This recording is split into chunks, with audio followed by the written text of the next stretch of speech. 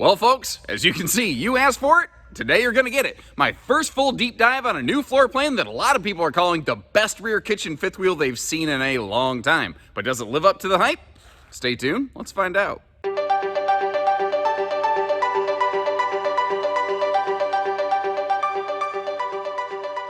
Hello and welcome back, folks. Josh the RV Nerd with Bish's RV down here at Grand Design today. I took a road trip. I had so many requests for this one. I made some arrangements, and Grand Design was kind enough to help kind of set this up here in one of their shops. This is actually a new facility that they're building, so where a lot of other brands are kind of feeling the squeeze lately, Grand Design is still succeeding and expanding. But that's not what this is about. This floor plan, I think, fixes the fundamental problem that any other builder who's attempted something like this has. They put the correct seating in the correct positions. Most manufacturers who build a layout like this, they typically by default put a dinette in the slide directly across from the entertainment. And then they give you a 90-degree neck wrecker entertainment center where you got to crank your neck around, although your chiropractor doing that neck adjustment on you will thank you for it. This one does not have that fault. Instead, what they did to kind of make this happen, this interesting little kind of corner L-shaped little mini dinette, basically. But what I really like about this is a lot of people are going to look at that and say, I don't know, it's not your traditional 4-bench dinette. But if you think about it, it's a couple's model. Two people can still sit down and have their breakfast or whatever and get to visit with one another, do a puzzle on a rainy day, whatever it is you like to do. But if you're going to have some guests over, some friends over, something like that, nothing says you couldn't bust out a couple chairs or stools to wrap around the front side of that thing and still have a space where like 4 people could sit down and enjoy an evening together.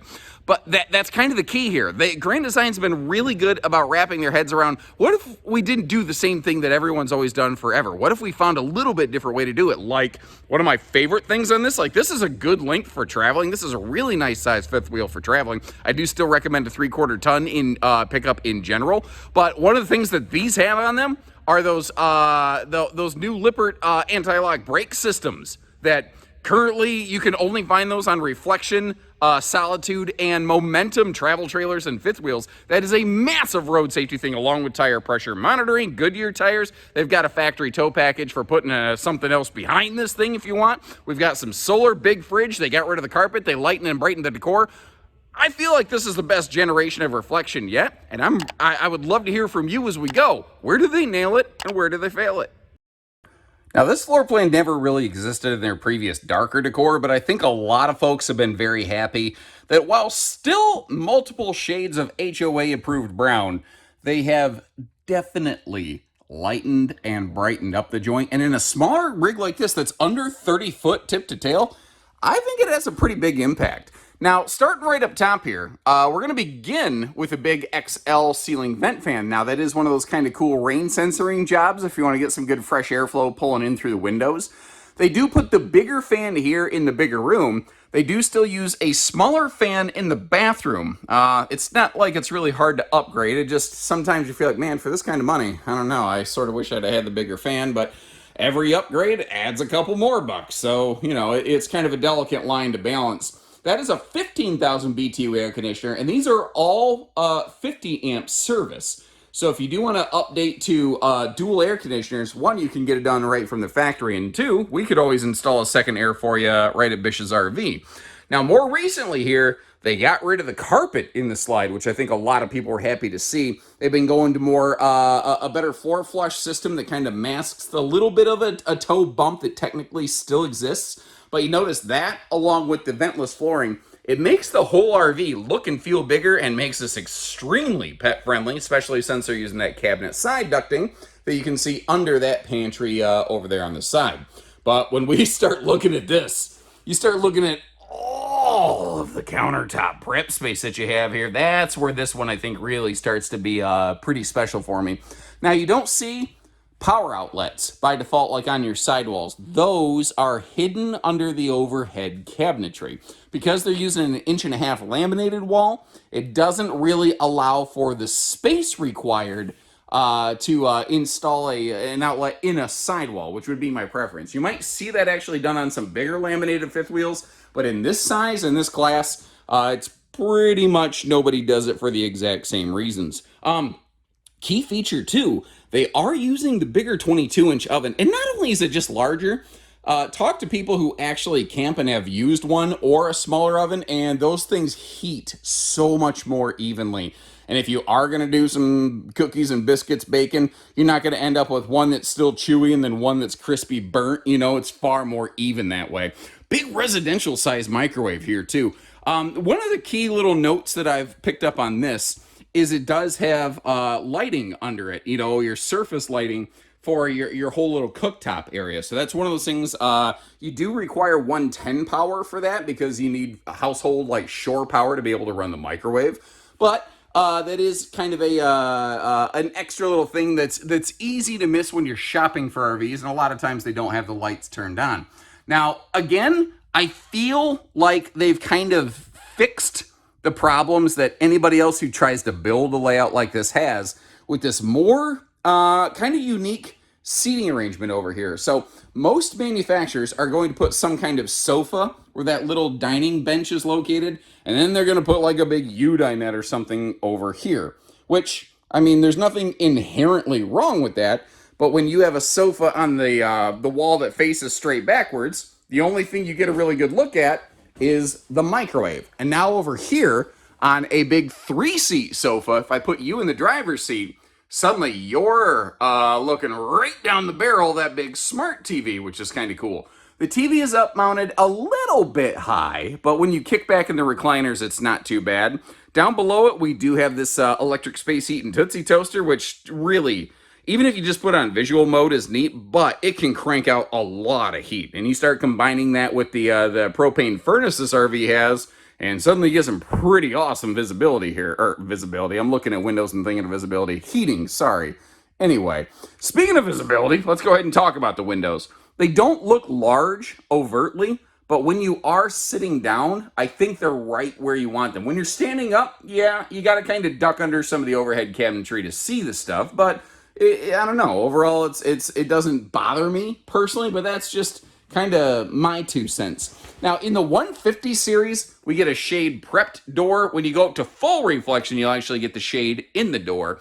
And just because it's kind of tucked away and easy to miss, there is a really nice little charge station in here. And those USB plugs are both USB Type A and C. They do one of each. And if you don't know what that means, traditional rectangular USB versus the circle oval track USB kind of things.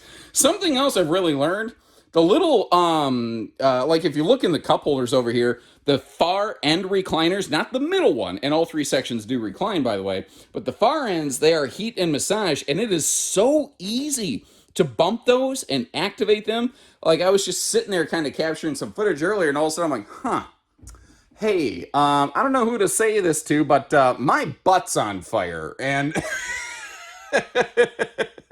thankfully it was easy to turn off. I've had that happen in my car too, but not nearly as easily. Now, something I want to give them credit for, there's been a couple floor plans from them I've seen where when the slide closes, you can't get to the fuse box. You don't have that potential oversight here. I really like how they did that. And there's a couple nitpicks I have on this. Like, under that cabinet, I really wish there was like some kind of light right there, because it does start to feel a little bit dark in that corner, but that's me looking for trouble with the mapping glasses. Now, peeling apart all the storage here, one of the things that I thought was a little interesting is someone's going to ask, yeah, can I still sleep on that little dinette bench thing? There's not really, because it's not supported on the opposite sides. It's really not intended to be kind of slept upon. However, you've got this big 3-seater recliner sofa, which can do a bunch of cool things, but I'm a little bit over 6 foot. And as you can see, if you have like one guest or even like one grandkid, that's frankly going to give them more room than most dinettes would ever hope to do. And those black color shades are going to let them, not get woke up too early, which ends up waking you up too early. This has a 10 cubic foot, 12 volt DC compressor fridge, and the kitchen storage in this is absolutely fantastic, I think. The nice tall ceiling allows for big tall cabinetry. It's all pocket screwed cabinets, all plywood drawers and full ball bearing glides. And you might look under the drawers around the stove and wonder, why are those just paneled off? Why didn't they give me full storage over there? And it's because on the outside of the RV, there's a little miniature camp kitchen So instead of having storage on the inside of the RV that would require you to basically get on your hands and knees to get to it, they give you a functional item on the outside of the RV that's just going to be far easier to access.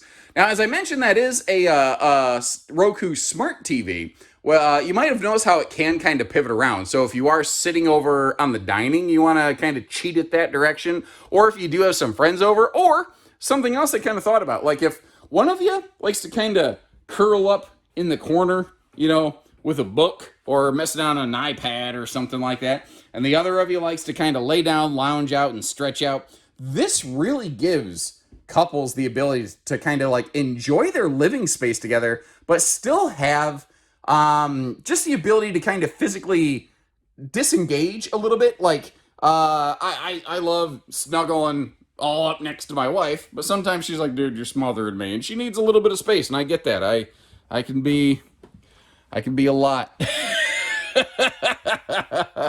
Moving up here into our bathroom, you might notice that big blank wall on the left. That's going to be storage in the bedroom when we get there. And I really like that mirror is pushed back far enough. You're not going to hit it with your head when you bend over. That is a real good sink for bathroom space. The faucet's high rise enough that you can get your hands in there pretty easily. Like, I like what they're doing. Still giving us some dedicated counter space. And if we, look inside there, you can see some handy storage, including a spot under the sink for like a little miniature wastebasket, which is something I'm always looking for. Now, if you're looking at the floor, something else I'm always looking for in RVs, and not in a positive way, are floor vents in a bathroom, either right in front of a shower or right next to a toilet. That's just not a good recipe for success, and they do not have that deficiency here, as you can see. They stick with their cabinet side ducting wherever possible, and here it was possible. Porcelain foot flush stool, awesome leg room, awesome hip room, but if you are taller like me, you may notice how your head might kind of bump against that little towel storage linen cabinet right there. You may have also noticed how the lights went out in Georgia on us over here. That's because we do have motion lighting in the bathroom. Now, that can be really handy for nighttime access. It can be a little bright too if your eyes aren't ready for it. You can also just turn that off or turn it on manually. As I mentioned before, they're not using the big fan here in the bathroom. It's not hard to upgrade, but it kind of is what it is. Now, looking over here in the shower, their headroom is fantastic, and I love that shower caddy. Kind of Rockwood used to do that, or still does that a lot, where it gives you a place to actually keep your soap, so you don't gotta like bend over in the shower and try to grab stuff off the floor. And as you can see, good reminder to keep up on your flossing, but the purpose of that is actually a little clothes drying line that you can kind of pull out there, which is really, really handy. If you got some wet clothes from the, you've been out in the lake or something like that, or if you're on a bike ride and you get rained on because the weather person got it wrong, it can be really nice to have a place to let wet clothes drip dry, without getting water all over your RV. Now, up front here, you have a 60 by 80 True Queen bed. They don't have any allowances for a king, but because they do standardize a True Queen, it is very easy if you wanted to swap out a factory mattress for something maybe a little more fitting your personal preferences. You could totally do that here. And I want to slide in and look to the right here. I want to do so slowly so I don't make you sick. I like that big window. You've got a giant window overlooking your campsite. So if you wake up at night and hear a funny little sound, you can decide if it's just a raccoon or if you got to call Ghostbusters. Probably a pretty good thing that Ghostbusters and Star Wars never had a crossover, because Yoda's Force Ghost probably would have, been captured, but neither here nor there. That is a magnet plate, by the way, for the sliding pocket privacy door that we have here in the bedroom. Now, when I pivot you back around real slowly, one of the things I want you to kind of take note on is all of the radius work that they do, so you don't have sharp corners jabbing you in the shoulder. And you see those household outlets on either side of the bed right there. You've also got some USB plugs above the bed. So if you want to just kind of have a spot to plug in your phone and just slide it up above your head, you can, without necessarily occupying a bunch of loose stuff on your side stands that maybe you accidentally might, bump off the thing. Now, up top here, we are, again, 50 amp service. What we're looking at here is the standard air system by default with a 15,000 BTU single central air. You can install a second air conditioner here. And you look at all this, Like when you see upper cabinet storage on either side of the bed, I think by default your head kind of goes to hanging storage. That is not what that is. That's actually almost like elevated dresser space, but it even starts down here. So the whole area above the bed is dresser space. The bed does lift for storage, although you may notice one of the real interesting almost points of critique that I have here is they are still using a chassis that requires the support being pushed way back toward the foot of the bed. And that is why we have that carpeted ankle breaker step of death right there. That might be a significant point of consideration and or concern for some people. And I just hope you appreciate the fact that I will go out of my way to kind of point things like that out so that you know what's what and you know what you're getting for your money. Now, I've never seen this floor plan with the slide closed, but I can already tell you because they put the pantry on the rear wall and the refrigerator in the slide, you're going to like what you're about to see. Because they absolutely nailed the travel function on this RV. I think this is actually the best most accessible fifth wheel Grand Design has ever made. At least in my experience with them, which to be fair is a little limited, but looking through their catalog and history, I think that's correct. Refrigerator, totally accessible. Sink and enough drawer space. You do lose the pantry a little bit, but you've got enough storage here that I think you can intelligently pack, and that's going to still qualify. But here's the thing, like you shouldn't really sit in slide out seating in a towable RV while it's retracted because nobody tests to see if that's okay or not. So if it breaks, it's going to be your dime to fix it, not manufacturer's. But remember that little funky dinette thing over here? You could still slide around that bench. You could still stop and have yourself a little sandwich or something like that, a little traveling sandwich. Oh, what was that he said on Smokey and the Bandit? Some kind of sandwich and a Dr. Pepper. Anyway, because the door and the hallway are on the same side of the RV, things like bathroom and bedroom accessibility are fantastic. So this, to me, I think gets, if we're going to be the pickiest, we'll say an A- for travel access. But frankly, an A is an A. This thing is exceptionally Cracker Barrel compliant. Now, for getting this sucker down the road to your next destination, one of the awesome things here is it's only about a 30-foot fifth wheel. It is not big and extreme. I think it's technically like 2911, so we're going to call it 30 feet for the sake of argument, but it's not a big, giant tow monster. The other thing here, they're very good in their 150 series about being a little more weight conscious on the hitch. The empty hitch weight of this one is just a little bit over 1,100 pounds. Now, you need to keep in mind that's your empty hitch weight. You want to compare that against your vehicle's payload, but you need to factor in that you're going to load some cargo in 2 different front cargo bays on this, plus all your bedroom storage.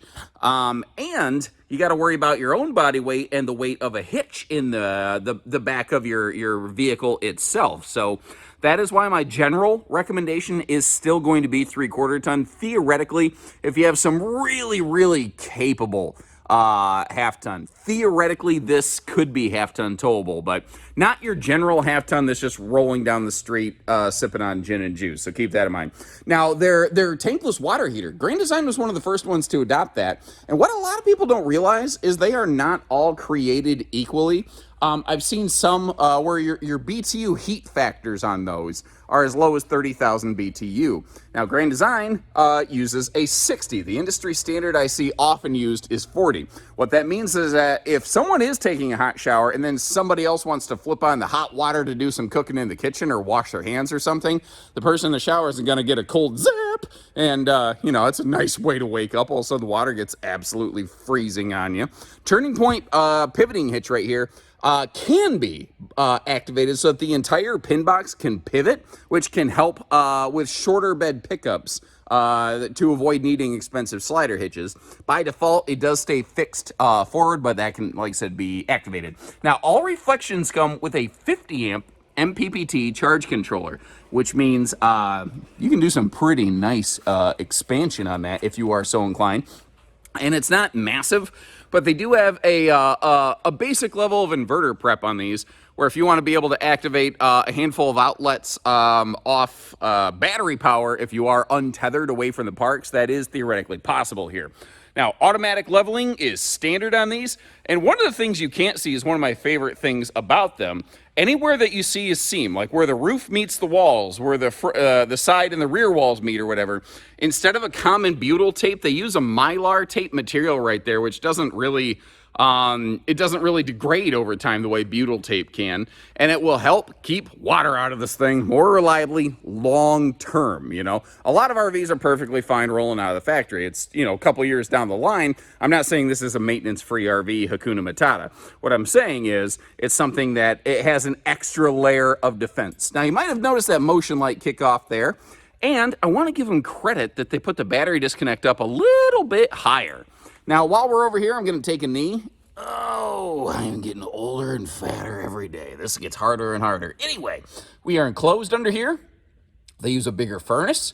We are forced air heated with that bigger furnace. And they also have tank heaters standard on all of these. And they also, they have a radiant barrier going through the belly material. And it's actually, it comes from their supplier. The radiant barrier is actually laminated to the belly skin, so that it doesn't slide around. Now, a more recent change based off potential owner input and things like that is they've started putting bigger grab handles on all the reflections to make coming and going easily. Now, the grab handle might look a little bit different sometimes depending on which floor plan we're looking at, but they're trying to give you more to grab hold of. Now, historically, reflection fifth wheels and travel trailers have always had the more traditional fold-out steps. But with this floor plan, that tire and the wheel well right there, it prevents normal steps from even being installed. They had to put them, they had to put stable steps on, so, you know, there would be room to fold them down. A traditional step well will get crushed. I think I'm not explaining this very well. Anyway, there is some talk. Reflection is considering standardizing those stable steps across their lineup. I'd be kind of curious, what do you think about that? Now, while we're talking about running gear, for towing and going, this one is nicely treated. We have Goodyear Endurance radials. You see the MORryde CRE 3000 suspension package down there. And these also have anti-lock brakes. This is currently one of only 3 series of RVs coming off the new RV production lines that comes with factory-installed anti-lock brakes, which, if you are just going down the road in general, doesn't do you any good. It's when you're in a panic braking situation, makes a huge safety difference.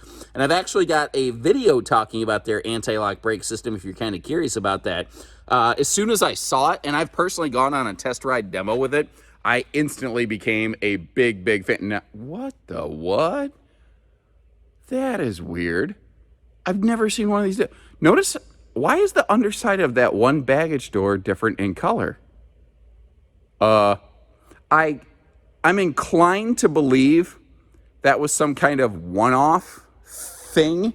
I don't think they normally do that. I'm a little surprised and confused. Anyway, obviously. Now, under the awning over here, we have a different kind of camp kitchenette. We got our little mini fridge outside, as you can see, but we've also got this capital griddle that slides right out to us, so it's right here when we want it, which I think is kind of cool. Plus, you've got some household outlets in there.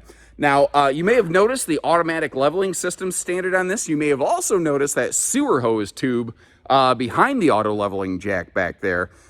So you don't have to necessarily mix your black tank stuff with all your other stuff, which is kind of nice. Got a 3,000-pound tow package on the back of this.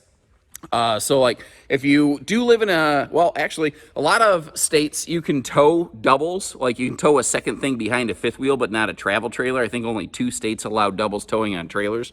Or cargo rack, like if you want to put a small generator on the back there to be able to get off grid, it's got a 300-pound vertical kind of limit to it. And that black circle at the very bottom, just above the hitch, that is actually just an outside cold water sprayer port. Now, climbing up that ladder, giving you a look up top here, for the most part, looks pretty simple. They do all the right things, though. They've just done it in a very simple, clean fashion. Like they've got the roof attic vents up there. Those are the little white hockey pucks that you might see, which allows some hot air when the sun's beating on this thing to breathe out of the roof construction, which allows your air conditioner to operate far more effectively. And They're the solar package on these. So your solar packages on reflections vary based on the size of the refrigerator. When you're looking at the two-door, 10 cubic foot, 12-volt fridge, you get a 180-watt panel. On the other reflection models that have the big 12-volt fridge, that will actually step up to a 370-watt solar panel. But either way, you still have that 50-amp charge controller. So if you wanted to build up and expand on this, the controller can handle it. Now, I've mentioned a few times, there's a few other builders who make a similar layout. Rockwood's the one that really comes to mind in their 2622 RK, or the Flagstaff clone thereof. What I will do is I'm going to leave you a batch of links down in the video description. One of those will be to that similar Rockwood model to compare and contrast. I'd love to hear from you. Which one do you think, who did it better? You know, I think they both bring some good things to the table. I do prefer the seating setup in this one, though. I think that's a very, very big, I mean, name something you're going to use and interact with more every day than the way that seating setup is done. I think that's a very big piece of the puzzle that they've really nailed here.